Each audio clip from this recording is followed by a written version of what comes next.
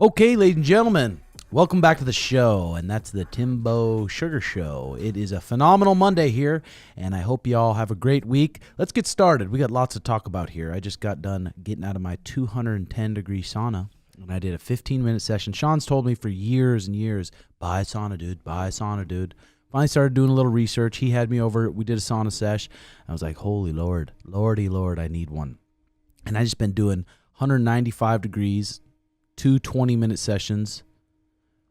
Is that the Bitcoin miner going on? Oh, that's the blender. Danny's making a shake next door. He'll be done in a second there.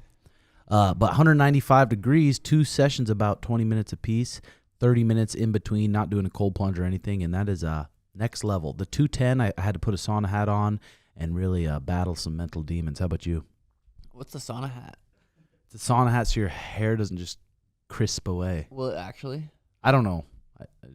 I don't know. I seen some guy doing it. The guy that owns the plunge company or whatever, he had it on when he was in there over 200. So I was like, well, I better do it because I don't want to have to be going to Turkey anytime soon. Yeah, no, I feel you. If you start, I mean, it's in your genes. It's in my genes too. Balding, receding, cul-de-sac. Not my genes. Sorry, bud. You're gonna be balding soon. You're gonna look like Cody from Sister Wives. He just has it kind of receding back here, but he keeps it fluffed over. Would you go to Turkey? Yeah. If I had to. I'd go to Turkey too. God dang it. Depends. That sounds painful. Isn't it like 7 hours?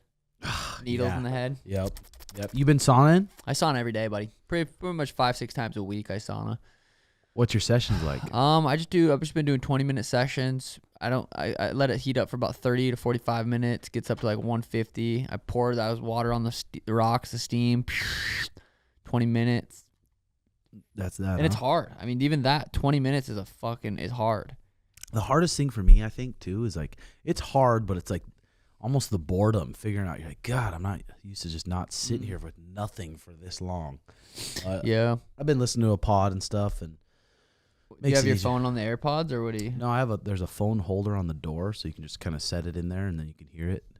On the outside of the door? On the outside of the door there. What the hell? We got Danny Flores making us a matcha from the Java House and a fresh shake with a shot of espresso. Wow, is that it's what you got? really good. You want to give it a try? Matcha.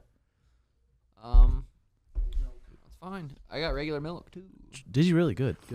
Finally have some strong bones. Strong bones. Yeah, but Wow. It's good. That thing's good. That's good. That's incredible. Other than that, nothing new in my life. Just I got my Maine Coon cat, and that thing is really cool. And I just pretty much don't do anything exciting. That pod I sent you about Greg McCoon, or whatever. He's the author of the Essentialism book. Dude, you gotta listen to that pod. It's so. I'll listen to it on my good. Japan trip. Just talks about, because he's like, people don't teach successful people how to be successful when they are successful. If that doesn't make sense.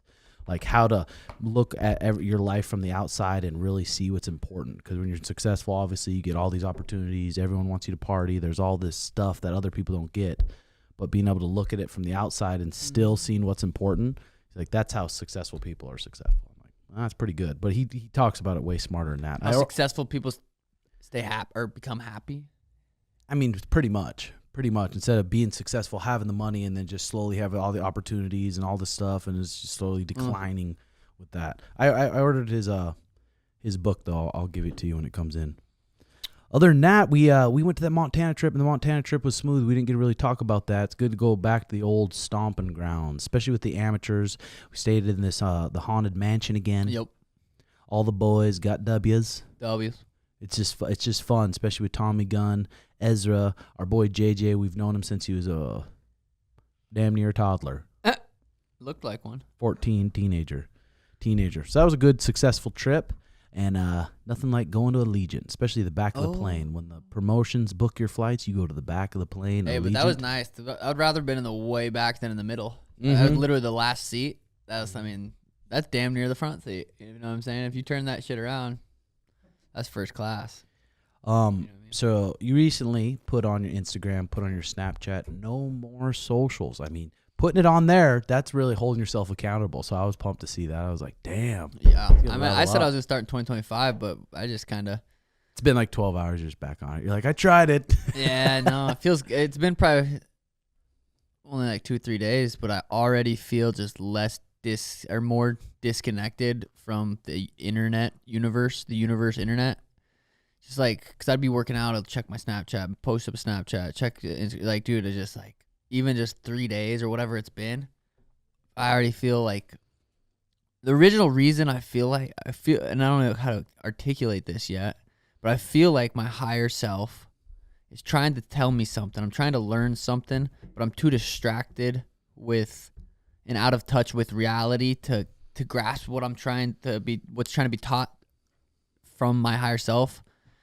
And I just feel like the only way to do that is just to disconnect from distractions. And like, dude, social media is the biggest distraction right now for me. I've already started reading more because I'm at home. Like, I already started reading more, writing more. It's gonna force me to just continue to do stuff like that, and that's where I feel like I'm gonna be able to learn this lesson of whatever's trying to be taught for me. So I feel like it's already been good. I think next year is gonna be 2025 is gonna be exciting. I'm excited. I'm not gonna be on social, and who knows after. I said until my next fight, but ideally I could just keep that going. But dude, I don't want to do podcasts. I don't want to do interviews. I don't want to do fucking. The thing is, I'm so. Like, Sono's going to run my Snapchat and my Instagram. Garrett's going to run my YouTube, my TikTok. So it's like I'm still going to be putting content out there. I'm just not going to be – it's like I'm not doing any of it. Like, Sono's repurposing content on Snapchat for me, or he's going to be – when he's with me Monday through Friday, he'll be Snapchatting my day still.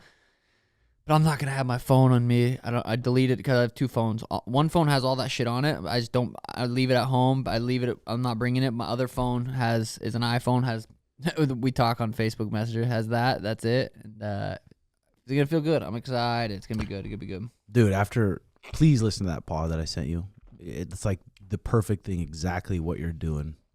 It's going to be good. I mean, especially, dude, the amount of shit that you do. I mean, especially with socials and content and the business calls and then podcast this time and then all this stuff. And then even if you, I mean, the comments really have never affected you that much, but even if you are just scrolling the comments a little bit, that's still input going into your brain that just almost doesn't need to go in there at all. 100%. It's probably going to, I mean. Well, I feel like I need to level up. I feel like I need, especially like we were talking about, to beat Umar, to beat Merab, to beat whoever's next, like to beat these top guys in the world. Like, you got to just sacrifice or do whatever. Maybe that's not the right word, but you gotta be just doing everything right. And I feel like I am. I'm doing my rehab, doing my physical therapy. I'm training, I'm doing everything right. But it's just, this is another little bit more of a step up. I don't know. I feel like it is sacrifice, dude. You're sacrificing all the cheap stimulation that we get. Yeah. I am going to Japan, though. One last hoorah, call it. Going to go to old Tokyo. I'm a little nervous. The only reason I'm nervous is because how much fun everyone keeps saying it is, and how it's like literally, like, you can go to any other country and it feels like you're just going to like a different America, like a different kind of country. They say Tokyo, like Japan, feels like you're going to another universe. That's what they say. Everything is just so much like above our stuff. I'm excited for you guys. I'm excited to see the vlog. I'm excited to see the snaps. I think you guys are going to have a good time, especially all the people that I'm sure you're going to get treated like royalty there. So it's going to be pretty awesome, probably.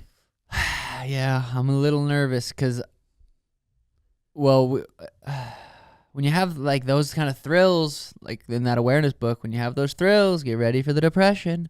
And I'm definitely not depressed or sad. Like, I don't feel like that's why I'm doing this. I feel like I'm doing it to level up, and I just fucking need to do something to level up, and I feel like this is gonna help. But I'm like, God, you sent me something on Instagram, it was peace seeker. Like, seek peace. That's kind of like, you want to maintain a level of peace. Like, that's where life should be, not these ups and downs. Obviously, the ups come with fighting. Win or lose, you're gonna have an up, but you're gonna have to come down after a fight for who knows how long, especially if you go fucking clubbing and shit. Just carry on that road. But yeah, Japan's gonna be, I am excited. I'm going with no expectations, but I'm excited to see the kind of foods you guys eat. I'm excited to see what kind of like hotel you guys stay in, because I'm sure they're gonna set you up with some like 5-star cool ass hotel compared to, because JX, you went to Japan before, right? Yeah, in 2019. And then like, what kind of place did you stay in? We got a pretty nice Airbnb because there was 4 of us, so we all just split it. It was a house? Yeah, it was a house. Damn. It was nice, honestly. I had a good time. You just get on the light rail or the train mostly. Is it hard to figure out when you get there? It was, dude. I had to ask for because I flew in by myself. Oh, My fuck. friends had already got there, and I was so confused. Luckily, some guy helped me out. Like he couldn't speak English, but he was just like pointing, like go over here. I had Pointing to his cross the wiener, street. Go, ho, ho, ha, ha, ha. But it was fun though. You're gonna love it. Yeah, I'm Damn, excited. that's crazy. Yeah. And just was there like malls or just street stores or? Yeah, everything's super clean because like you can't eat and walk. It's like I guess disrespectful or something. So like everybody eats. Like even if you're like at a No like garbage. the 7-Elevens are sick out there. Damn. And yeah, it's super nice, super clean. Everybody's chill. I'm not commentating for Risen. Oh, what are you doing? I was gonna commentate the Ryan Garcia fight, and then that got pulled. But I'm gonna go to the fights and just be there, just watch. Is that the Saitama Super Arena? I don't know. That's gonna be the coolest thing. That was one thing I'm like, fuck, I would I'm love to go to that arena just because all the Pride fights I've watched there, and just like the way they're quiet in the crowd. I'm like, that's gonna be really cool.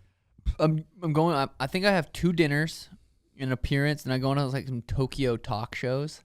But I think I'm going to one of the dinners is with the guy that started Risen. That'll be crazy. So I'm gonna The Tokyo talk shows. I wonder if you'll just have a translator and they'll or just and fucking. you're just bowing to everybody. You gotta have the Oh. sushi out there and shit. I'm not a huge raw food Oh, guy. you're not? So I'm not sure about. Get a burger somewhere out there. I wonder if you guys are, like McDonald's. when we were in Abu Dhabi, like we had like Nora and those people Uh-huh. showing us around. I don't know if you have someone like that who kind of Yeah, probably. Navigates. Thank God Emron's setting everything up. Like Emron's Yeah. running everything, helping me. He'll have here. He's getting the flights all situated. if he wasn't going, I'd be like, I 100% have to go. Just to, like, Well, Norman lived there for 2 years. oh, he did. Sono lived there for 2 years. He seems like he's pretty confident with like He knows his way around. he knows. He how knows to- his ins and outs. He says He's gonna take you to red light district. Where all What's the- that? What's No. that? All the hookers. Really? Bleep that. Bleep that. I wonder if it's just like, I mean, you don't want to go there, baby. I wonder if there's just Sono Yeah. said you walk down the street and those girls are, oh, you big muscle, you need massage. Oh, yeah, I do. Yeah, I do. Dude, that's gonna be Dang. crazy because what's crazy? You could literally just move there. Can you just move there? Can I just like move to Japan? That, I'm it would pretty probably sure. be like New York City. I feel like if With I had to think of Asians. something, it's like a flashier, more lights, like LED lights, but a New York City. No, New York's not that. I've never been to New York. New York's not that like. It's just kind of. Is Just it dirty? busy. Just busy. Is it dirty? New York. Yeah, I felt like it was dirty. yeah. Just busy though. Busy in a kind of a cool way. Damn. I'm glad you're taking Garrett for the vlog. That's gonna be fucking. I haven't 100 confirmed yet. We still don't have like flights. Their flights are still. But it's only gonna be like 4 days. It's gonna be quick. Damn. Yeah. It's a day of flying though. But Yeah. but his type of flying business, you're sitting in a couch, you're I'm eating chilling. snacks, you're taking a shower if you want, maybe having a little jack. No, those showers are only I think Emirates. I think that's only if you're flying to like fucking Oh. Abu Dhabi.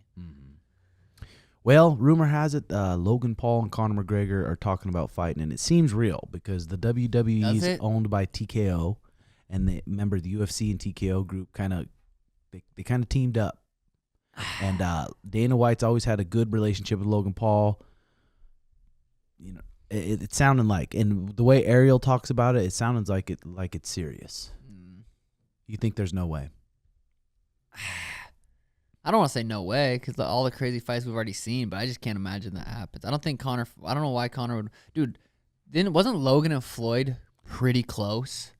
Logan and Floyd was pretty close. Yes. Logan's a big motherfucker. Floyd, the best boxer in the world, is somewhat close. I'd have to rewatch. I might sound like a completely idiot because I feel like rewatched it. I was like, damn, Logan did fucking good. And then Floyd pieced up Conor a little bit. It's like, In the later rounds, Conor gassed himself out. But Conor, remember, and we always think of the old Conor too. Conor's walking around. It looks like he's a solid 185, probably 190. When we saw Logan, when we were at Jake Paul, Mike Tyson, he said he weighed 190 pounds. Yeah. 190 pounds. He wasn't near as stacked as you're used to seeing him in the WWE. He is tall. I think that's a competitive fight. I do too. I would love to see Conor come back and start someone in the UFC. That's what if I could pick anything, I want Conor to come back, fucking walk out, fucking hit someone with a left hand and just jump on the cage. Yeah. That's what I would want to see. Well, it's Christmas. It's Christmas. I haven't been listening to much Christmas music because I just neither. watch YouTube. I'm in my car and I come to the gym. But I think Those are all places you could watch Christmas. I mean, usually though, if you go to a store, if you go Oh. to work, they're playing it at your work all the time. It's usually stuck in your head. So your family's been in town. How's that been? They were all in town all week. It was a lot. It was hectic. It was a lot. with the babies and just the family and just. Yeah, it was a lot. It was good though. It was good to see my dad. Daniel and Alana were in town. I'm hoping they end up moving back. But Daniel's in chiropractic school. He went to PT school. He's in chiropractic school right now. He's really enjoying learning. Like I worked with Susan Falsone, some really, really, really good high level PT. He went and watched, was asking her. Went and worked with this Vin guy who was out in LA. He came to Brandon's and he was working with me and this other guy. And Daniel was just loving it. So it was exciting for him to be able to come and watch all these PTs work on me, and he loves that. So hopefully he graduates chiropractic school and then just moves back down here. And I was like, dude, you could start your own spot here. Easily. You could like if you're really, really good in a certain area, you're gonna get work. Like people are gonna want to work with you. So it'd be cool. Sweet to have him around here, somewhere in what I'm this saying. complex or something. He would be booked all day. Yeah. Well, I would love to have a full-time PT guy live at my house, working on me twice a day. Because at the end of the right now, LeBron James longevity, dude, that's what I want. Who knows? Things change. In 2 years, I'd be so fucking done with the sport and be like, I'm out of this shit. But dude, if I can keep my body healthy, if I'm 38, 39, putting on big fights, main event big fights, winning fights, dude, I would love to fight as long as I could. But the only way I'm going to be able to do that is if I have full-time PT working on me. It's just such a brutal sport. Chael was talking about it. He's like, what people don't talk about, what no one talks about is people retire because they don't want to make that weight cut anymore. That's a big reason a lot of these guys retire. Which is, I mean, it's kind of true. And you can't go up weight class? You're so used to cutting 30, 35 pounds that gets fucking old when you're doing that 3 times a year. You don't understand the discipline you have to cut 30, 35 pounds off your body. I feel like no one should be cutting that much. If Majority of people if you're do. cutting over 20, you should just go up a weight class. What the fuck are you doing? What are you doing? Like Habib, he walks around clean 200 Yeah, but he also retired. because he probably doesn't want to make 55. And he probably looks at But the that dude 170 could've- division. And I think his was his mom and dad. That was a real thing. His mom said no more fighting, and he said okay. yeah, because he was only 32, which is weird. That is weird. That's 2 years from now. Mm-hmm. But dude, things change too.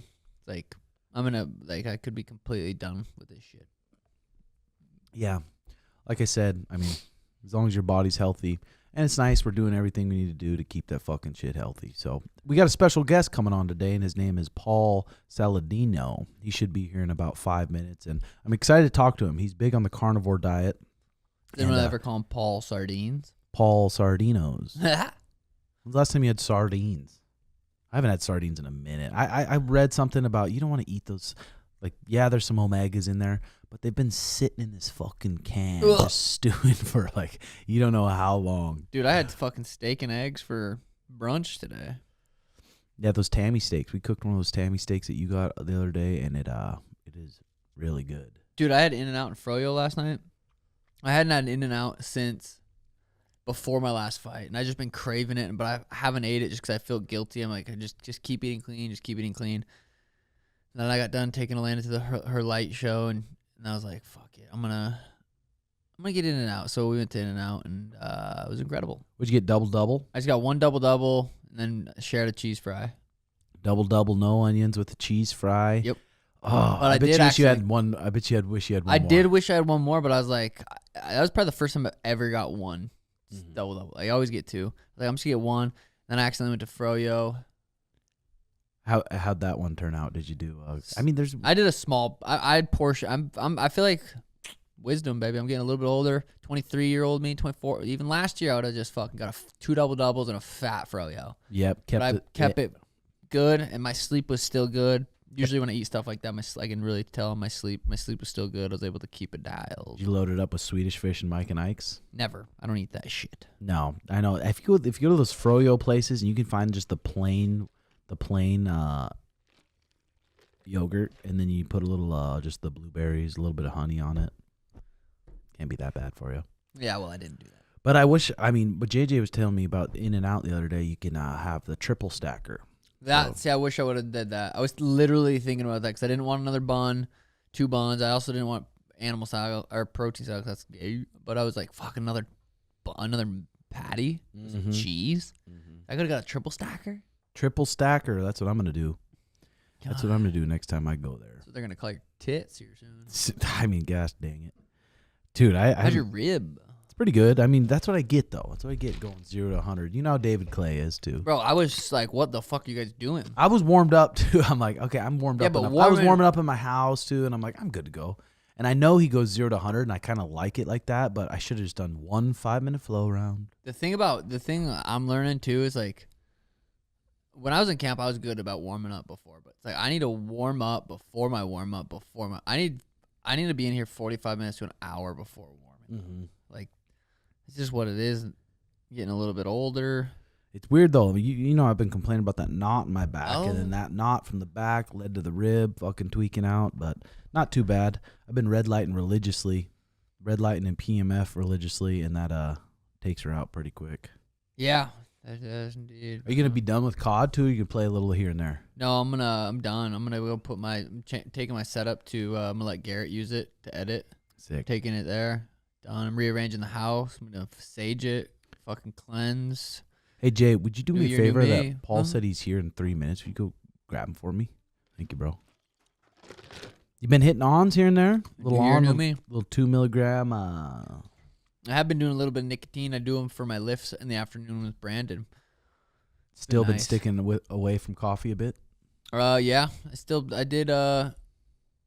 I didn't do one today. I did my mud water, but yesterday I did one. But I made sure I did a lot of protein first, and then I did the grass-fed butter, which I got away from. I used to do it all at Bulletproof. I used to make my Bulletproof all the time, but then I started using I've done 2 coffees in the last like week or something. And I've done grass-fed butter both times, and it doesn't give me that crash as much, but I still something about the caffeine in the coffee that gives me a crash. God, dude, I want you to come over and just let Mariah or let me make you one, please. I will. I'll drink it. Because I don't know if you're still guessing on that temperature of that AeroPress. It could be cooking it too hot, could be cooking it not hot enough, and it's just not hitting right. True. And your beans, you're getting your beans from Sprouts, and those could have been roasted fucking 4 months ago. True. So it's hard to say. Where have you been getting your beans from? We just get them from this press place, and they just do them fresh weekly. And they get them delivered here to the coffee shop here. Coffee shop.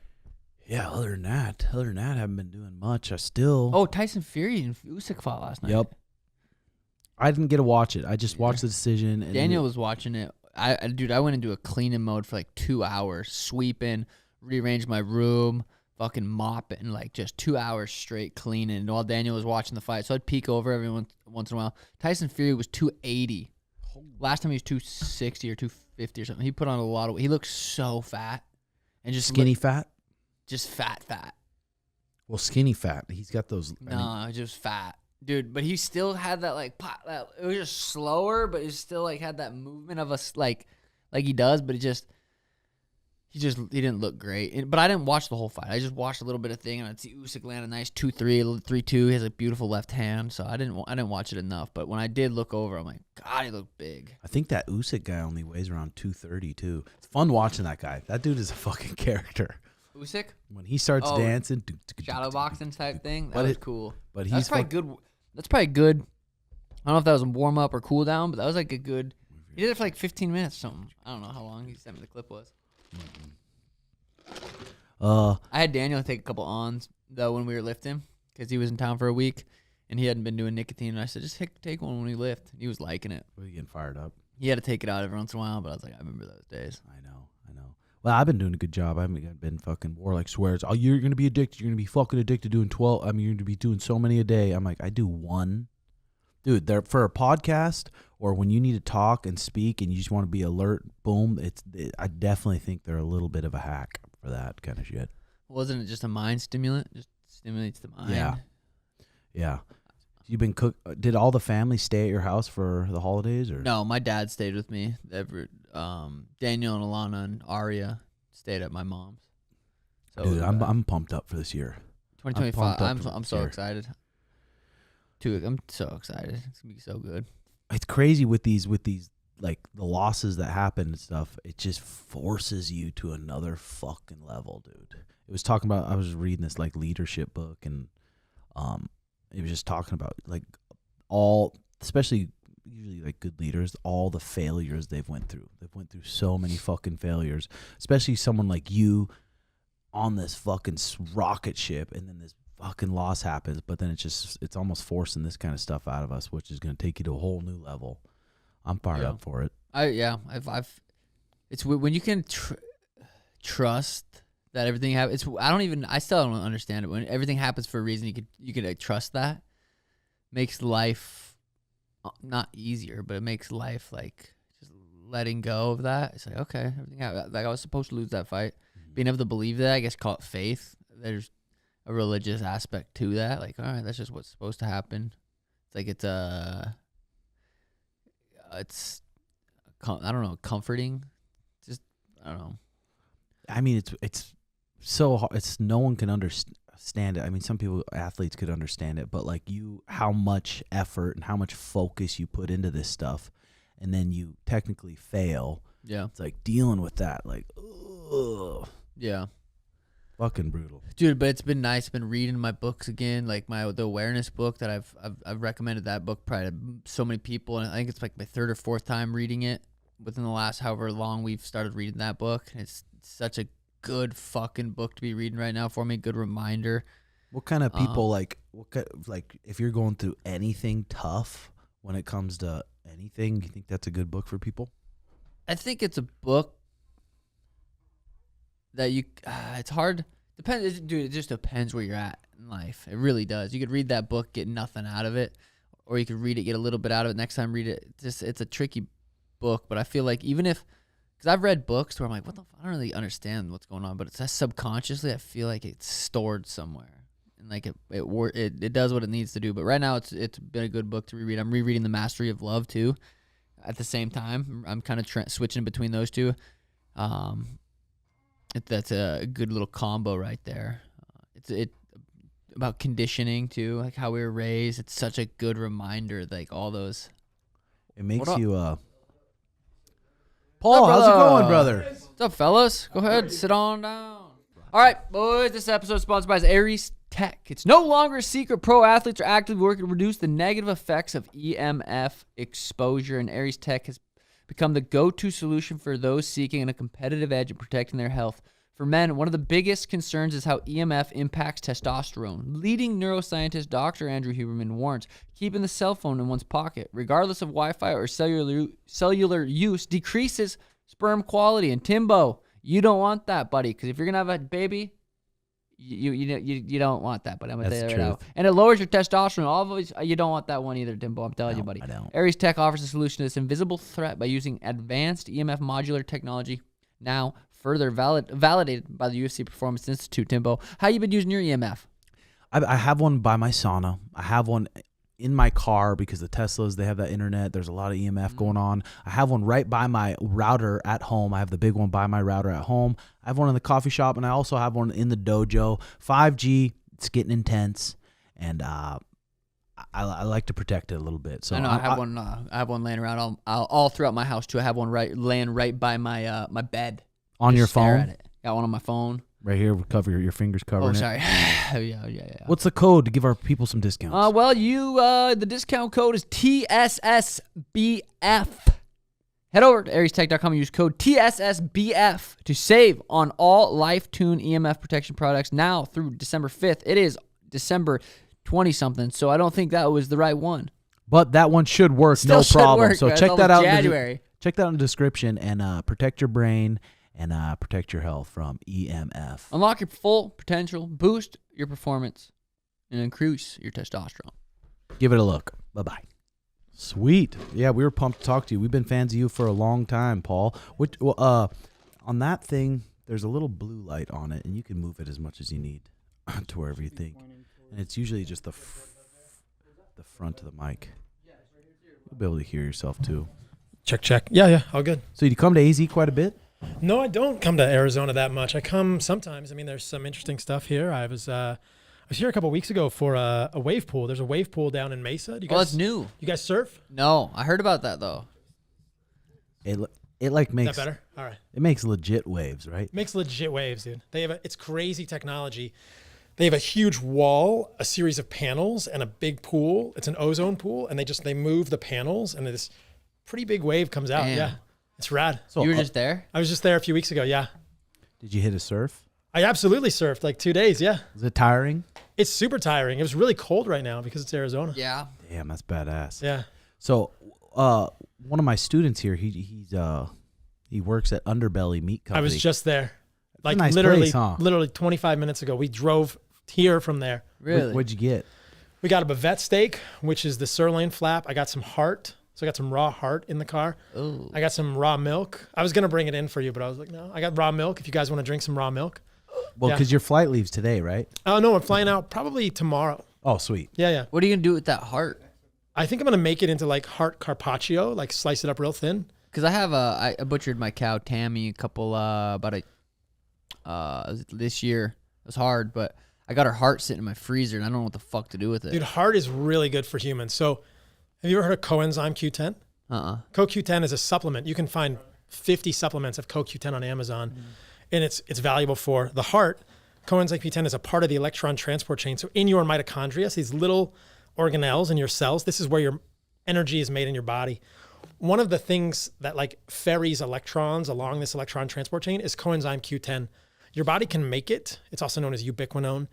But when you eat it, it actually is beneficial too. And heart has the most CoQ10 of anything in the body. So you eat heart, it supports your heart. It tastes like Makes steak. sense. It tastes like steak, Sean. Does it? Yeah, you wouldn't even. Should we have Mariah whip it up? You probably wouldn't even know. I If it's grilled. do have an elk heart from my dad at home. It's frozen. I mean, we'll have to unfreeze. So you just cut it up raw shit. and then just kind of take it like pills. You could take it like pills. You could eat it like carpaccio. You could grill it on the grill like a steak. Don't overcook it because it gets a little chewy. But you know, like traditionally, when a hunter would kill the animal, they would gift him with the heart because traditionally it was felt that the heart contained the spirit of the animal.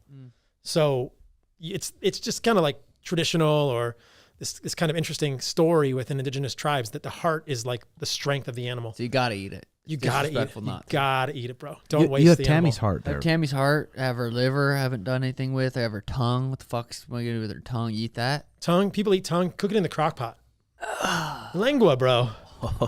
It's good. We'll have to do it. So how did you get? I mean, Sean and I've been.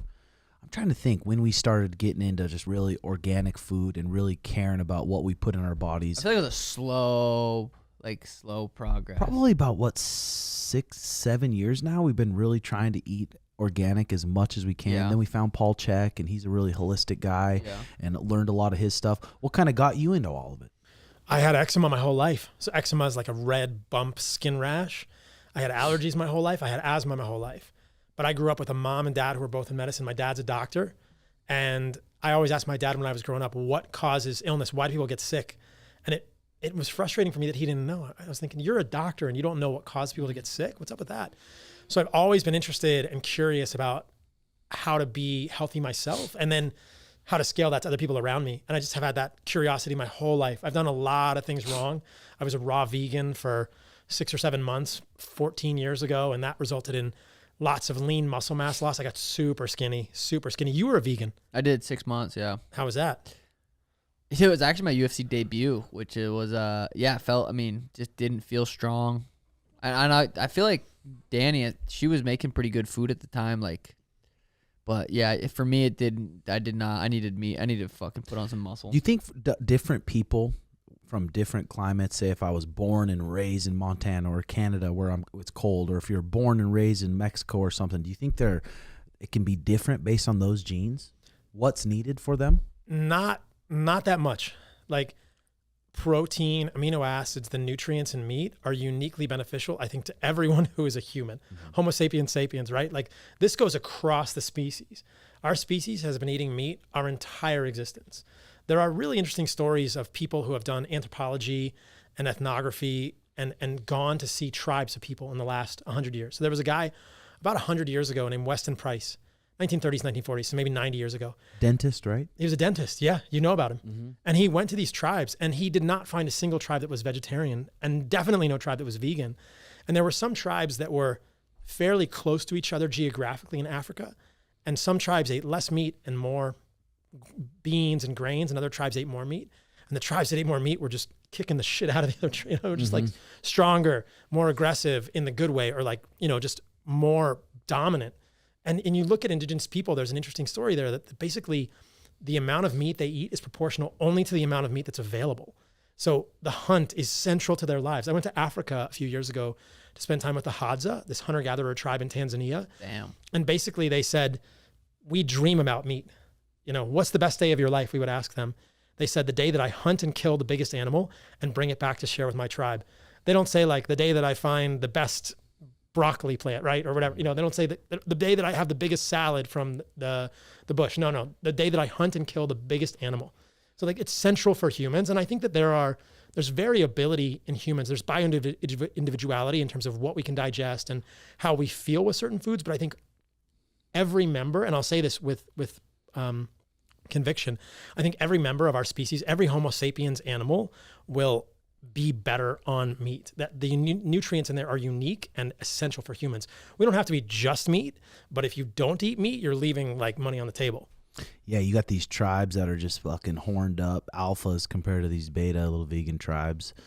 Just joking. But some of my students come in and stuff, and they're just like, man, meat messes up my stomach. It just hurts, and I have all these things.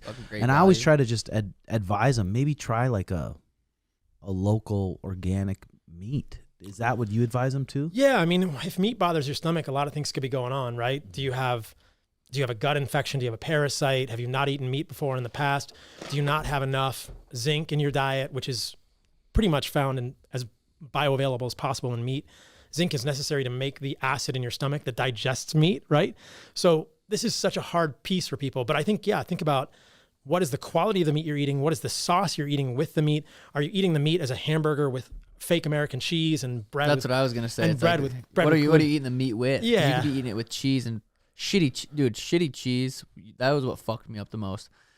That's what I feel like would make me congested if I had like great value. Like that's what I was raised on. My back inflammation. Cheese, I felt like fucked me Absolutely. up. Have you ever had raw milk? I have had raw milk. Is that what's in this matcha? The raw. This is the. He delivers the raw milk to the coffee shop every week, but we just do the A2 organic milk. That's probably what that is. Okay. I've had raw milk. My stomach used to be bad. Over the years has gotten way better working with Dan Garner just from changing.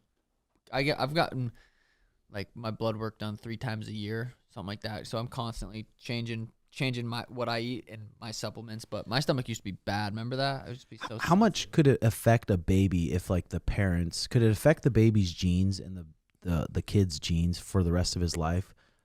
How the parents eating? If the parents eating Taco Bell, if the parents, I mean, obviously alcohol and stuff, but if they're just eating such a shitty, non-nutritious, full of preservative diet their whole pregnancy, will that affect the kid? At an epigenetic level, yeah. So the genes are like written in the DNA, but the way those genes are turned on and off, that's epigenetics. And that is absolutely affected by mom's nutrition. And the way that babies develop, the intelligence we know in a baby is linked to what the mother eats. This has been shown. And motor development. There's actually an interesting study with looking at, this is a little technical, but I'll try to keep it simple for people, looking at levels of linoleic acid. So linoleic acid is a polyunsaturated fat that's found in seed oils. Have you guys heard me talk about seed oils? Yeah. Right. So they can look at linoleic acid levels, which is basically a marker for seed oil consumption in mother's breast milk. And they can find that the mothers who have more linoleic acid in their breast milk have kids who do worse on motor and cognitive tasks at 2 to 3 to 4 to 5 years old. So the more seed oils mom is eating, that's associated with worse performance in their infants. And that makes sense. I mean, polyunsaturated fats, omega-6, polyunsaturated fats, this linoleic acid, really this marker for these rancid, fragile fats in seed oils, corn, canola, sunflower, safflower, soybean, etc.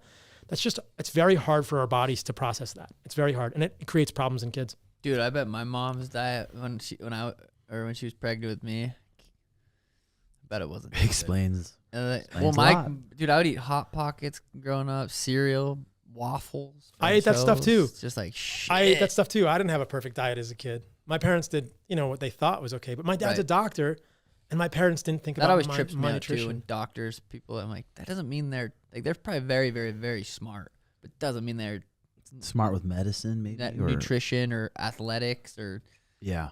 I got 0 nutrition courses in all of my medical training. 0 nutrition courses. So, 4 years of medical school at the University of Arizona, just down the road here in Tucson, 4 years of residency at the University of Washington in Seattle, one of the best hospitals in the country. 0 discussion of nutrition, 0 discussion of actually what's causing an illness. Medical school, medical education is about pharma. It's funded by pharma, not entirely, but it's a significant amount of funding for medical education from pharma. All the studies we look at are funded by pharma. It's crazy. Pharmaceuticals, the pharmaceutical industry funds 58+% of all medical research done. A huge amount of the NIH's budget, so the National Institutes of Health, 85-90% goes to pharmaceutical research. How are doctors going to learn anything else? Yeah, and we're thankful we're in this day and age where we have internet and we can find people like you and find smarter people that we can kind of trust a little bit compared to our parents who didn't grow up with that, and they're just looking at the food pyramid. Little Joey wants some Cheerios for breakfast. That's the good thing to do. So I feel lucky that we're around. My parents are finally starting to do the health thing now too. Are they? Fine, like they're starting to actually like be like, damn. They're almost like 60 now, so they're like, fuck. Better now than never. What was the shift for them? Because that's an incredible thing. The hardest thing is when you have people in your family that are not healthy and you want to talk to them as a son or a daughter or a brother or a sister, and they won't do it. So I'm curious, why did your parents make the I shift? feel like You used to be so intense to your parents. I like, used you to, need when to I first get started mad at learning them. about it, they would be eating Doritos and drinking pop, and I'd be like, what are you doing? And I think for my mom, she doesn't eat good. She doesn't eat a lot, which I think keeps her somewhat healthy by not eating a ton of processed food. When she does eat, it's usually processed, but it's not like a ton. But I think her has like high blood pressure, so she's starting to like, I want to get my blood work done, get everything looked at. My dad, I think, is just sick of feeling like his back just constantly hurts, and then I don't know. And it's hard. They don't want to learn. They don't want to learn it from their son. They're like, "What is little Sean?" They still know? look He at me as doesn't like a know little shit." fucking But Yeah. no, it is good that they're starting to now. Even at age 60, it will drastically impact Yeah. the quality of how long they're going to live, how much time they get with your daughter, right? Yeah. They're going to have so much, even at 60, right? But I was just at a conference here in Phoenix. That's why I was here, called AmFest. And I was talking about this Make America Healthy Again movement, which is actually pretty exciting in the next administration. And there were so many young people that came up to me. It was really cool because I never thought, as much as I thought a 60-year-old is going to have a hard time changing, why does a 19-year-old or a 20-year-old care about their health? But it's cool that there were a lot of people that came up to me at the conference, young men and women who are thinking about it. That's encouraging. That's really cool. That's where I feel like our podcast did so good initially. We were learning as we were preaching it in a sense. Like we were like learning about eating good and doing all these healthy habits and talking about it. And people really liked hearing that. They liked the guidance of it. Like, I think that's why our podcast was what good. kind of things is the plan for this administration? Do you know any of them? Yeah. So I had a guy named Callie Means on my podcast yesterday. Callie's pretty close to RFK Jr. in this Make America Healthy Again movement, the MAHA movement. And they've made basically appointments at the NIH, CMS, which is Central Medical Services. They do like food stamps. And they made a new appointment for the head of the FDA. So at every level, they're going to determine the head of the USDA. At every level of the government, which is something I never really cared about. It always felt like out of control for me. I just wanted to care about how I would eat and how I could talk to people. But at every level of the government, there's going to be new appointments and new people getting in who are much less corrupt. And hopefully we can really change the system from the inside out. So they're going to take some serious looks at seed oils, at processed foods, food dyes. I mean, because of the work of Callie and a woman named Vani Hari, they took a petition with over 400,000 signatures to Kellogg's headquarters in Battle Creek, Michigan, and said, get the food dyes out of our food.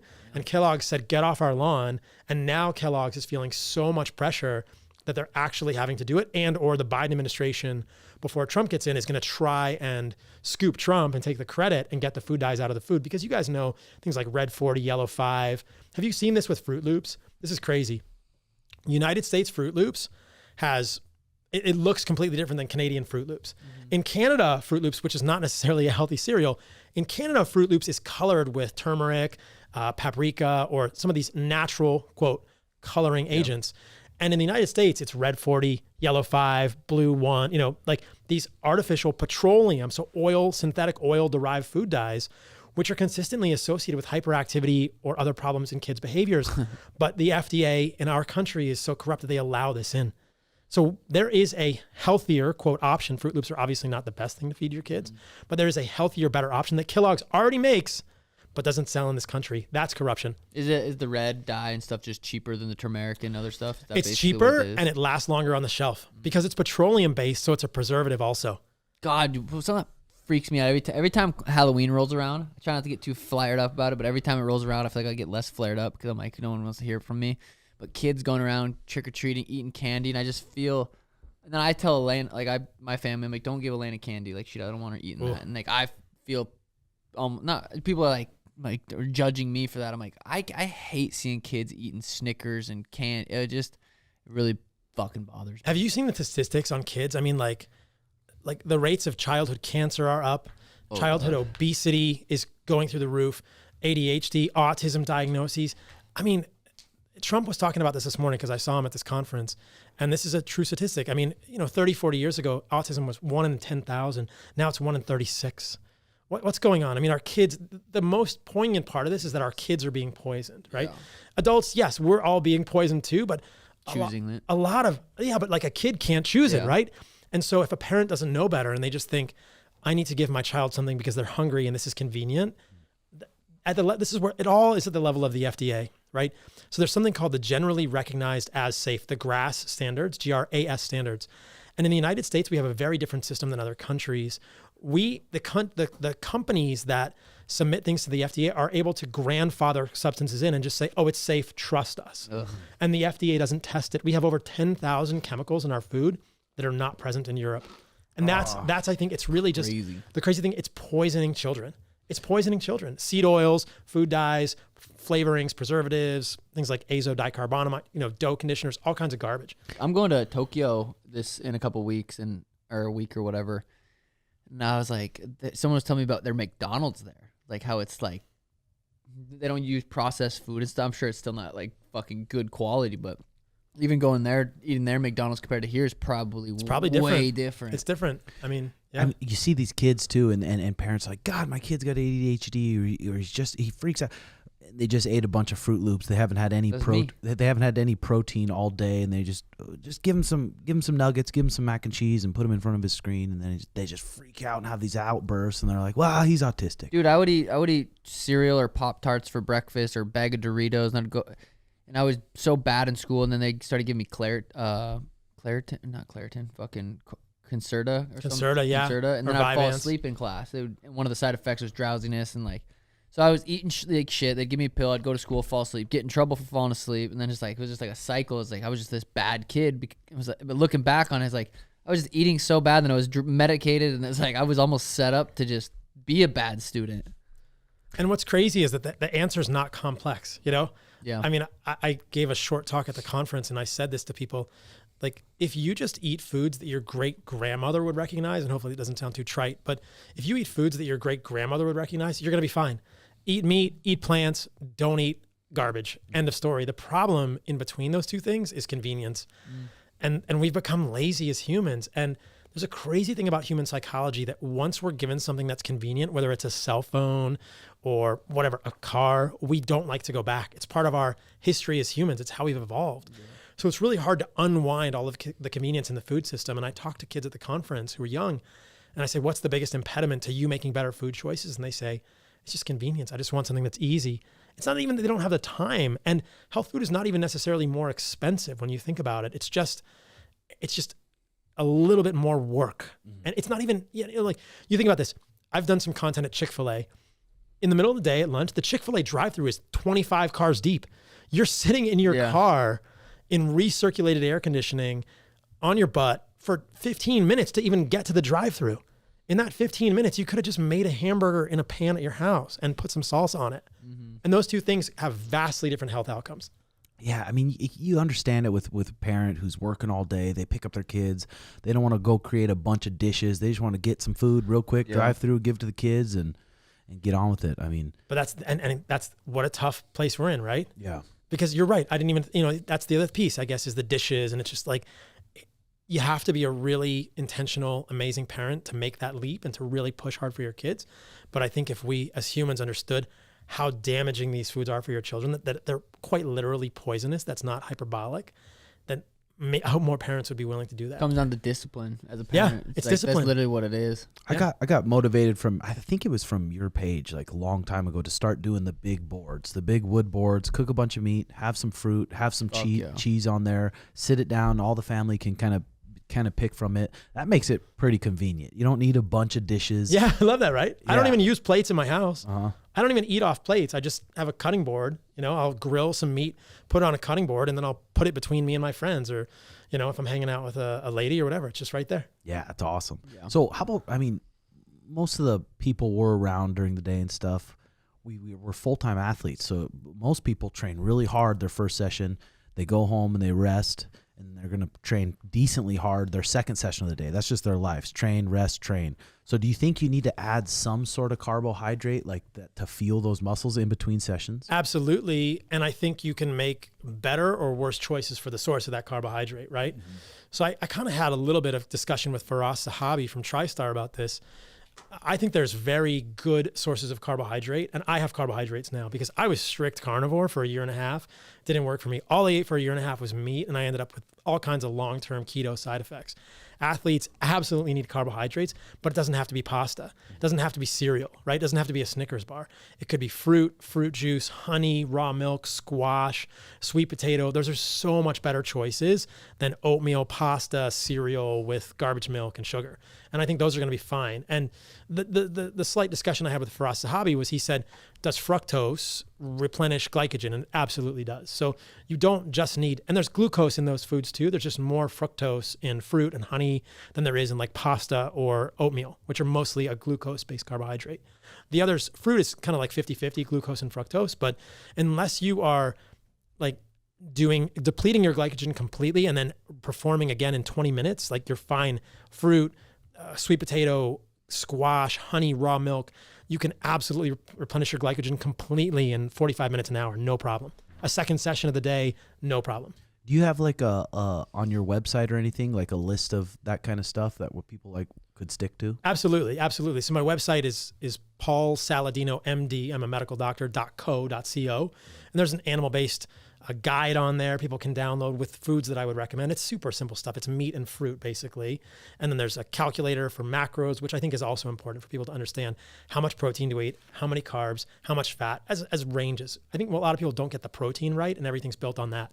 That's tricky. I've been more conscious of that lately too. Just trying to like at least maintain where I'm at, eating that much protein. It's like you got to really fucking work on that every day. How much do you get a day, do you think? 120 grams protein. You probably need a little more. I've been trying to do more. That's probably what I'm getting. I need to do more for sure. What are you in the off season and outside of fights? 160? Matt, I haven't weighed myself since my last fight. It's probably the biggest I've been. If I had to guess, I'm 159, 160. Yeah. So I would say for people, just to give them a tool here, about 1 gram of protein per pound of goal body weight. So anywhere from like 135 to 150 or 160 is ideal for you. I'm 165 and I'll do about 150, 160 grams of protein a day. I get that from meat and milk. Those are my major sources. And so I think I sent you some lineage stuff, right? Yep. Like the meat sticks. This is, I think, where it's helpful to have like a jerky or a meat stick or a protein powder, as long as it's a good quality protein powder, because a lot of protein powder is garbage. But I think, so just for people to understand, milk doesn't have that much protein, but I drink a lot of milk a day. So I'll drink at least a liter of raw milk a day. Jesus. A liter of raw milk is probably, off the top of my head, 30 to 35 grams of protein. People can fact check me on that. So that's not a ton of protein. But a pound of meat is around 100 grams of protein. So for you, Sean, you have to think, I need 150 grams of protein. I'm probably going to have to eat 1.5 pounds of meat per day, or a pound of meat plus a protein shake, plus some beef sticks or jerky or something, and then you get there. But a pound of meat isn't hard to do if you're eating meat at every meal. Right. But I think that's the difference in thinking for most people is I'm going to eat meat at every meal. And that's normal for me now because I've been doing this. But if you don't eat meat at every meal, whether you're a man or a woman, you might not be getting enough protein.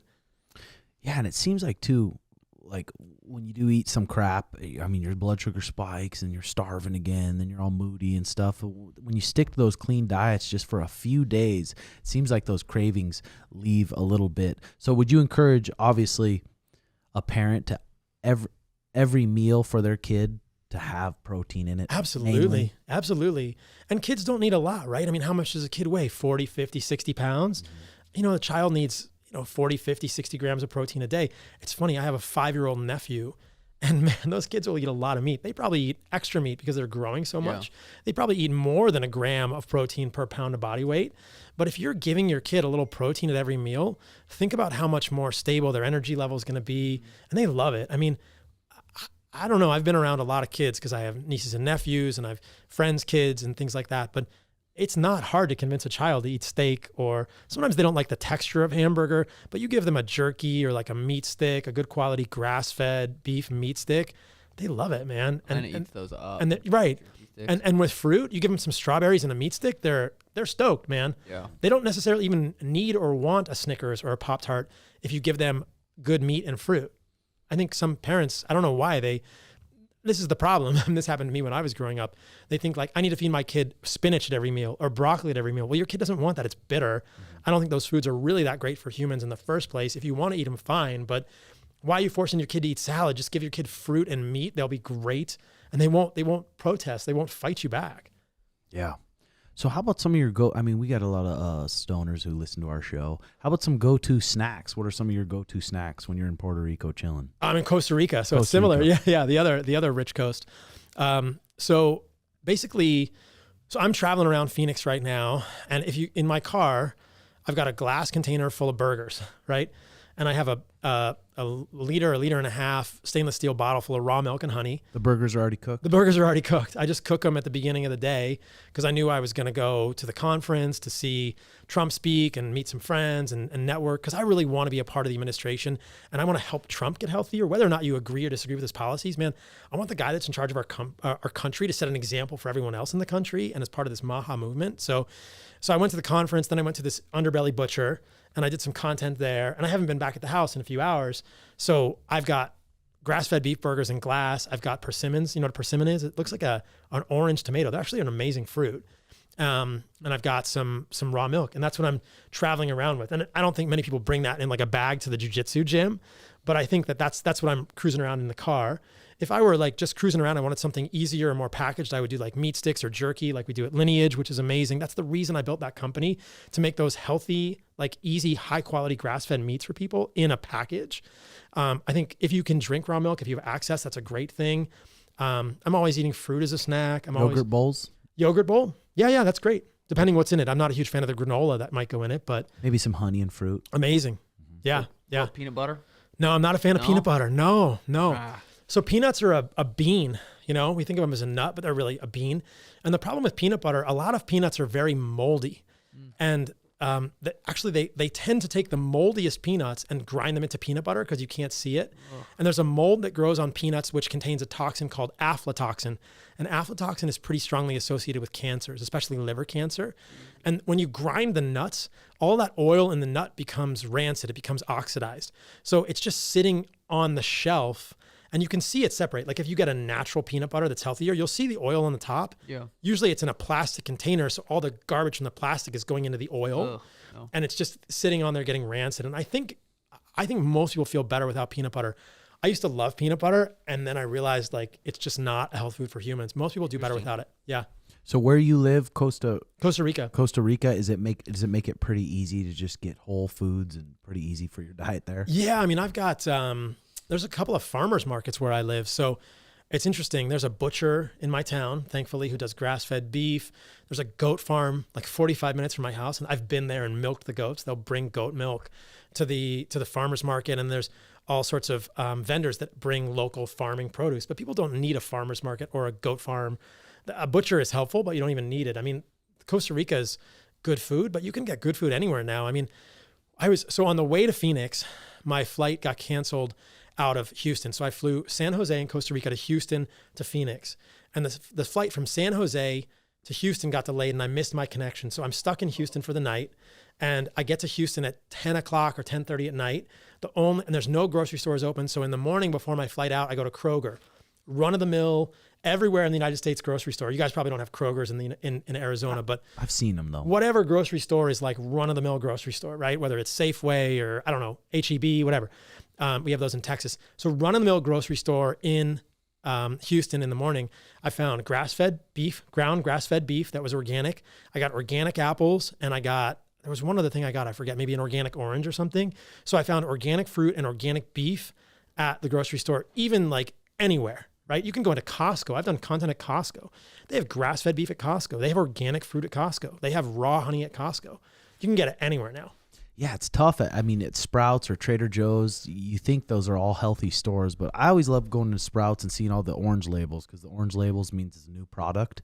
But going on the back of all those orange labels is some sort of seed oil. It's like, Well, so if you're eating a product that has a label, I would say go back to, my advice would be to think about, like, if it has a label, if there's anything on the label your great grandmother wouldn't recognize, don't eat it.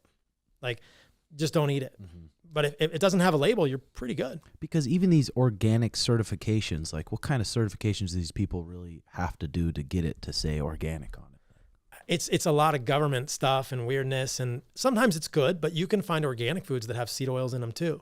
What are some of the best like organic labels that you look at and you're like, okay, I can trust that certification? Basically there's a USDA organic, and that's what I see on produce. So if I see USDA organic on produce, which is just all organic labels on produce, it's not perfect, but it's better than conventional. So some of the most highly sprayed foods are strawberries, grapes, cherries. The Environmental Working Group has something called the Dirty Dozen. They'll tell you the most highly pesticide-laden foods.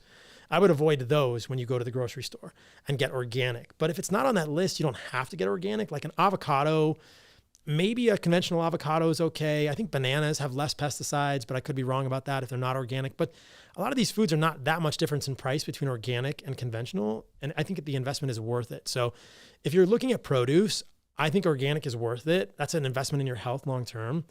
That's the other thing for people to understand is if you spend more now on organic or higher quality food, you've got to believe that's money in the bank. There's a good return on investment there. But the reverse is also true. If you eat bad foods, you're going to pay later in terms of quality of life and health and physician and doctor bills and hospital bills. So that's hard for us as humans, though. We're not that forward thinking, right? We don't do well at thinking 45 years from now, am I going to feel the effects? Or 25 years from now, am I going to feel the effects from this cheeseburger? We're not good at that, but it's almost certain that you will. So I think just regular organic labeling is good, but just think about the grandma rule. Yeah, Paul Chek always says, he's like, diseases don't start overnight. No. The diseases don't start overnight. And yeah, that's what I was going to say on that. But that for people that are on a budget, though, so that's what you'd recommend. Mostly try to buy your fruits organic if you can, and just obviously do the best you can at just keeping it meats, cheeses, and fruits. Yeah, start there for sure. I've done content in Costco or Aldi or any of these grocery stores. You can eat amazing. You can do grass-fed meat, raw butter, organic fruit, or just regular fruit for often less than $15 a day, close to $10 a day. So I don't know what's affordable for most people. I think most people could probably spend $300 to $400 a month on food. We're thinking $10 to $15 a day on food, not per meal. You know, you go to McDonald's, one meal is $15 now. But if people want to spend less than $15 a day, you could buy a pound of grass-fed beef. You could buy some organic apples or avocado or banana and honey and some raw cheese. That's not that expensive. It's just not that expensive. And how do you cook it? You get a pan, preferably not a non-stick pan, preferably just stainless steel pan. And you make ground beef, or you make a hamburger and you put some raw cheese on it and some fruit. Or if you want to get a jar of salsa, fine, get it in glass, preferably organic. That's great. You know, like you can do a lot with $15 a day. They say first impressions are important. What about lasting impressions? That's where BlueChew.com comes in. Blue Chew helps you boost your confidence in bedroom so you can stay hard and perform at your very best. Blue Chew is an online service that delivers the same active ingredients as Viagra, Cialis, and Levitra, but at a fraction of the cost and in a chewable form. The process is simple. Sign up at BlueChew.com, consult with one of their licensed medical providers, and once you're approved, you'll receive your prescription within days. Blue Chew tablets are made in the USA and prepared and shipped directly to your door. The best part, it's all done online. That means no visits to the doctor's office, no awkward conversations, and no waiting in line at the pharmacy. You can take them anytime, day or night, so you can plan ahead. Or you can be ready whenever the opportunity arises. Does it work? Don't think you need it, huh? Try it for a month free and see. You're going to love it. And Your partner is going to love it. Blue Chew wants you to have the confidence to perform at your best, so discover your options at bluechew.com. And we've got a special deal for our audience. Try Blue Chew free. Just pay $5 shipping at checkout when you visit bluechew.com. That's bluechew.com to receive your first month free. Visit bluechew.com for more details and important safety information. And we thank Blue Chew for sponsoring this pod. Like I said, guys, if you need to perform, you're one of the girls take a long time and to get to maximal orgasmic situations. So Blue Chew will help you get there. It's a little insurance policy. If you go too quick, then give yourself 5 minutes, 6 minutes, and you'll be ready to rumble again. And to give her a hell of a time and want her coming back for more. What do you think about grass-fed butter? Great, because when the cow is eating grass its whole life, you get more of the valuable nutrients from the plants, from the grass into the fat. So I think a grass-fed butter is also better than a traditional butter, which is going to come from a dairy cow that's eating more grains at the end of their life, which is not going to be as nutrient rich. Now, I say this, don't let perfect be the enemy of good. Butter is a great food. It's a healthy food for humans, but a grass-fed butter is like a step above. Yeah, I forgot who told me, but they would talk about when you eat a bad meal, sometimes that bad meal is going to hit you 2 days later. I feel like it was Paul too. Yeah, it probably was Paul, but you'll be groggy or you just feel inflammation in your body, and that could be from something you ate 2 days ago. Yeah, and that's the last thing you bring to mind. Yeah, I remember keeping that in mind too. Mm-hmm. When I'd eat something, I'd be like, just because it doesn't feel it right away, feel it a little bit later, it's like, okay, it could have been that fucking food I ate 2 days And that's ago. important for people to realize, because we need to connect those two things as humans to make behavioral change. Yeah. So a lot of us, understandably, have so much complexity in our diets, and we're eating so many things. You got Chipotle for lunch. You know, you had this, and then there's my buddy coming in, I think. Rad. This is my buddy Kata. He brought you guys some stuff. Kata? Oh, yeah. How you doing? How are you, brother? I'll get you guys. Right so on. we got. Yeah. Cool. Thank you, brother. So who makes these supplements? These are mine. Really? Yeah. There you go. So these are a whole package of. That one's got testicle. Testicle. Oh, Yeah. God. So It's the in a ingredients is this: a New Zealand grass-fed testicle, New Zealand grass-fed liver, New Zealand grass-fed whole blood, red blood cells, white blood cells, and platelets. Yeah. So you'll wake up with a big old boner after this. Huh? Bro, I don't think you guys need any more boners, but this will help. Yeah, you're right. Yeah. And so, like, I mean, look at that, Sean. Open that up. That's just capsules, bro. You won't even taste that. Yeah, that's pretty cool. Yeah. So for me, because I have to take stuff that's third party tested. So that is third party tested. It's Informed Sports tested. Yeah. Is it really? Yeah. Oh, see, I like that. We're working I can't take shit that's not either NSF, Informed Choice. Yeah. So Yeah. We're working on NSF for it too. Yeah. Informed's perfect. Yeah. Does it smell good? It probably smells like liver, but who knows? So Sean and I, for a while now, I mean, probably coming up 8, 9, 10 years, we've been pretty obsessed with our morning routines, how we start out our morning. So say an average day in Costa Rica, what's your morning routine like? You know, I surf every morning. I have a pretty Surf Instagram? No. yeah. No, I surf in the ocean every morning, but I get up early. The first thing I do when I wake up is I go outside. I do bare feet on the ground. I look at the sun to like set the circadian rhythm. I have raw milk with honey with whole package. That's the first thing, raw milk and honey. Raw milk and honey first thing in the morning with honey and whole package and a little creatine. And then I go in the ocean. I surf for a couple hours. So like maybe 6 a.m. to 8 a.m. I'm surfing, or 8:30. I come back. I eat breakfast, which is usually like skirt steak, butter, more raw milk, fruit, honey, squash.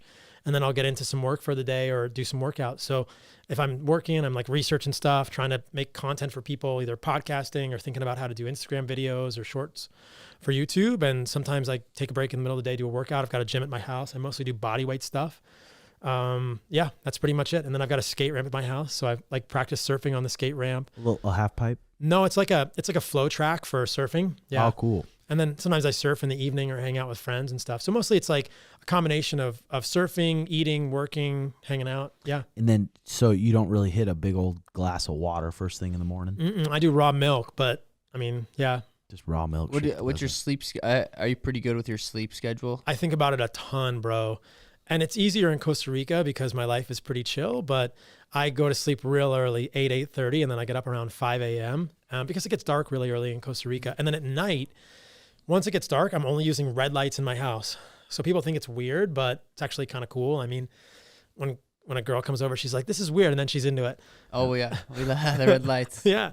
But it's Yeah. like, it just helps you wind down, right? All the blue lights at night from your phone, from your overhead lights. Like in here, look, we're podcasting. We need lights to make us all look bright, but all these lights are flickering. They're all sort of a spectrum of light that has way too much blue and not enough of the full spectrum that you get outside in the sun. So I bet you guys are in here podcasting.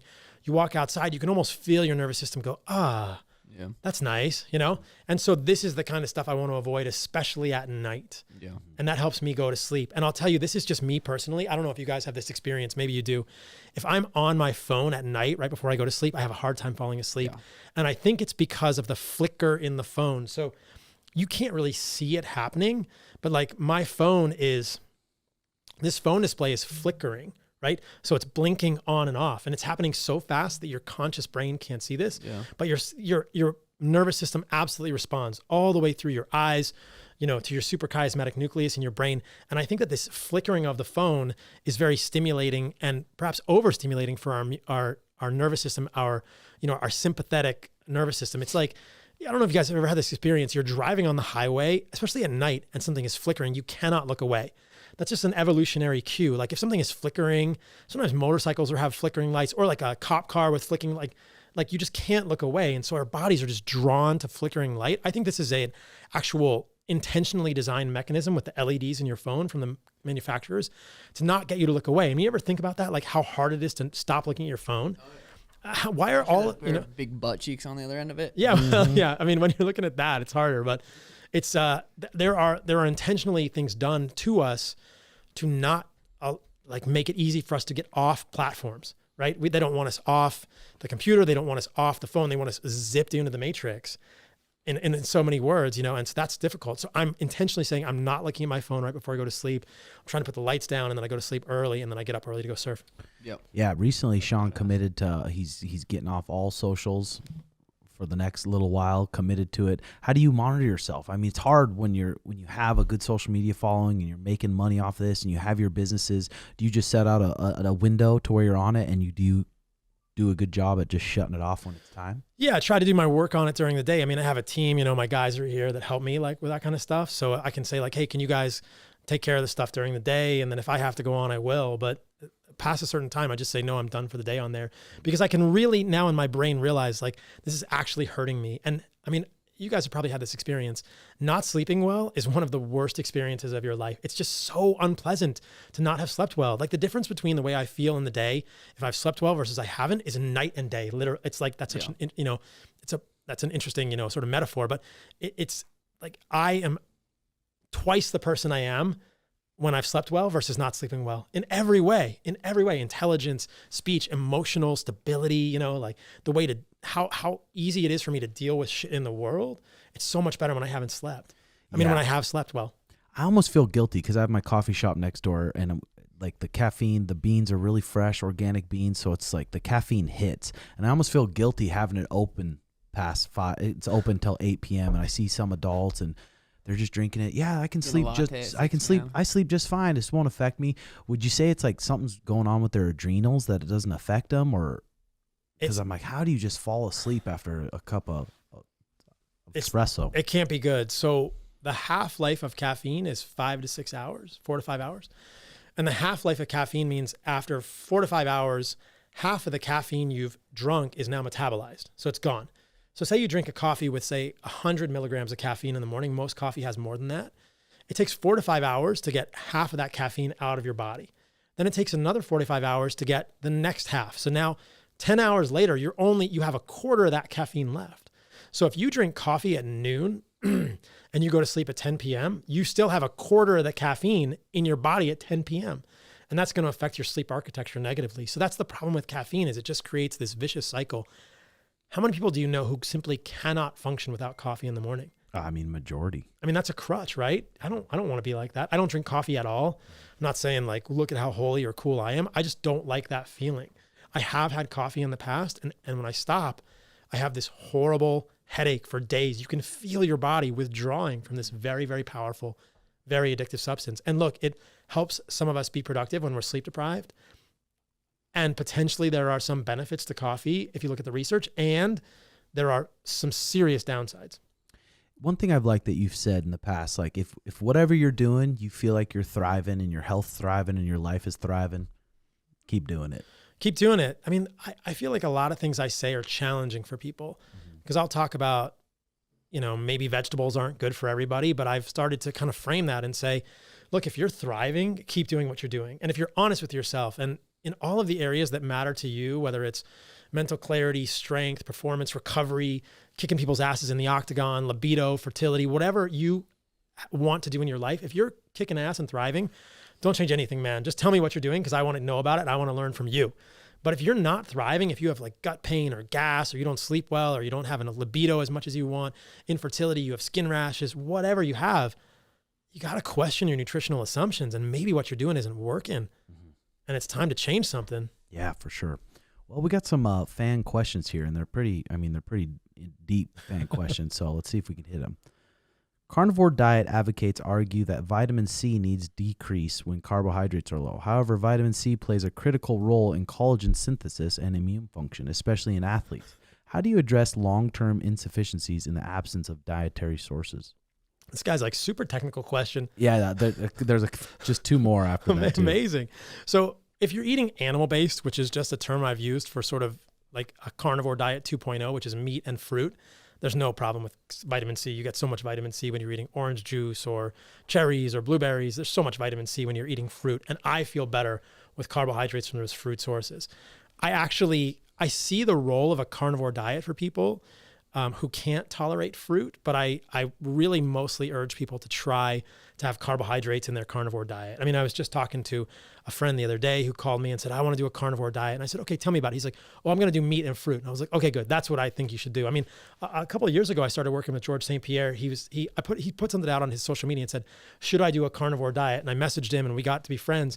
And I said, George, don't do carnivore plus fruit. And he did so much better with like his training. I mean, he was retired at the time, but he's still training with those guys in Texas and and training with Gordon and just wants to be ripped. I mean, he's probably almost 40 or he's over 40 and he's jacked still and he's an animal. So he did way better with meat and fruit. So in terms of vitamin C requirements, I would actually agree with the person asking this question. I do not think a strict carnivore diet is ideal from a vitamin C perspective. 43. Yeah. Because I see you, I mean, it's nice and easy. We have all these, at our houses, we have orange trees and stuff. You always do the fresh orange juice every day. I love it, dude. I mean, there's like a $15 stainless steel orange juicer by hand on Amazon. I travel everywhere with it and I'll juice 5 or 6 oranges. What is better than fresh squeezed orange juice? Yeah, it's different. It's good, especially in this area of the country. This is the place for citrus, right? There's a lot of good citrus around here. Southern California, Arizona. You guys get a lot of oranges growing around here. Oh, yeah. Okay, number 2. Many people turn to the carnivore diet for autoimmune relief, but are there controlled clinical trials that validate its efficacy compared to elimination diets that also reintroduce non-inflammatory plant foods? These are crazy awesome. These are like really, really technical questions. Hell yeah. No, there's absolutely not controlled clinical trials. We definitely need controlled clinical trials. I think that at some level, there is so much anecdotal experiential data to suggest that something is valuable that you say, just try it. What's the downside, right? And again, I would say elimination diets are the answer here. And for some people, an elimination diet like a carnivore diet, or more specifically animal-based, which is meat and fruit, works really well. But for some people, meat and fruit and lettuce works great. So yeah, we need those studies to figure it out. And the problem with a controlled study here is it's very individual. For some person, sweet potatoes are going to trigger their autoimmune condition. For me, chocolate kind of does, but for the next guy, chocolate might not. So the simpler you can do it, the better. I just think an animal-based diet, which is meat and fruit, simply speaking, is a good blueprint for people. It's not a panacea. It's not the perfect thing for everyone. There's nothing like that exists. But what is the simplest blueprint that's sustainable and also works for people? That's just where I go, and that's what I suggest to people. But do what works for you. And really the only way to really find out is probably getting your blood work. You can't even tell from your blood work. The only way to do it is to experiment with your body and simplify your diet, have discipline like we were talking about earlier, and do that. Because there is really no good reproducible controlled blood test that can tell you what you're allergic to. There are these supposed food allergy blood tests. They're garbage mostly. Really? They don't work. No, you can't even tell from your blood work. Sheesh. Okay, let's go number 3. An abundance of literature suggests that a diverse microbiome is linked to better mental and physical health outcomes, and dietary diversity plays a key role in this. How does the carnivore diet impact microbiome health, especially in the long term? So this is an interesting question. It gets a little, these are like so technical. It's not what I was expecting. That's great. So microbial diversity in the gut is also known as alpha diversity. This is just the number of species that populate your gut. And if you look at it specifically with regard to carnivore, now remember that I'm actually advocating for people to do a little more than carnivore, meat plus fruit, right? This really meat, organs, fruit, honey, raw dairy. I think that's a good blueprint. But if you want to specifically talk about strict carnivore, fiber, which is one of the main things that's missing, doesn't impact microbial diversity in the gut. So we've given people more fiber, taken fiber away, no change in alpha diversity in the gut. So the linking of a diverse diet with a diverse microbiome is just associational research. There's no interventional research to show that's the case. So people that eat a more diverse diet could be doing other things that create diversity in their gut. We know that, for instance, sunlight creates increased microbial diversity in your body. So I do think that there is some argument for unprocessed plant and animal foods, but I think that the evidence linking, saying that you have to eat a rainbow of vegetables, for instance, to have a diverse microbiome is just non-existent and very weak. I think that you could have a very diverse microbiome simply by getting rid of the garbage processed foods. That's the key. Eat some meat, eat some plants, don't eat things that your great-grandmother wouldn't recognize. End of story, full stop. It's that easy. You don't have to stress it. Yeah. Yeah, that's awesome. And it's great for our listeners to hear too, because we've been trying to do the meat, fruits, and honey for a while now. Yeah. The best we can. You feeling good on that? Oh yeah. I feel way better. And we're not super strict. Sometimes we hit some sourdough here and there. And but if you're going to do bread, that's the type of bread to do. Is it? You know, yeah. Do a fermented sourdough. That's going to have less gluten, right? Not everybody can do it. I can't do sourdough, but I was over at Underbelly, for instance, just now filming, and they had an Italian pasta. And I was like, look, if I was going to eat pasta, this is what I would eat. I don't eat pasta. It just doesn't work for me.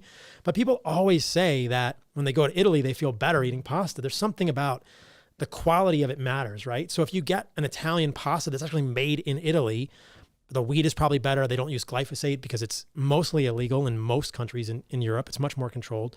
And Europe, going back to what we were talking about earlier, Europe doesn't have this kind of like crazy influx of these silly chemicals that nobody knows what they are in their food. So I think for a lot of people, you can possibly do a sourdough every once in a while. It's not going to completely kill you. Mm-hmm.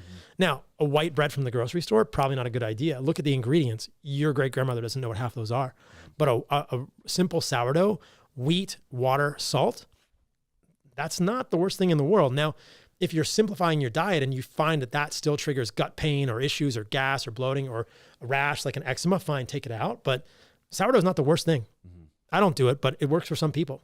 One of the things that drives me crazy is like I'm pretty conscious about what I eat. I eat a lot of good foods and I sleep really good. I do the red light, do all these healthy things. But I swear some of these people that eat all this fast food and live like shit don't get sick. I feel like the healthier I get, the more of a pussy I turn into a little bit. I think you're not turning into a pussy. I think you're just more sensitive to things that make you feel worse. This would be my assertion, is that as you feel better, you notice more when you go down to the lower levels.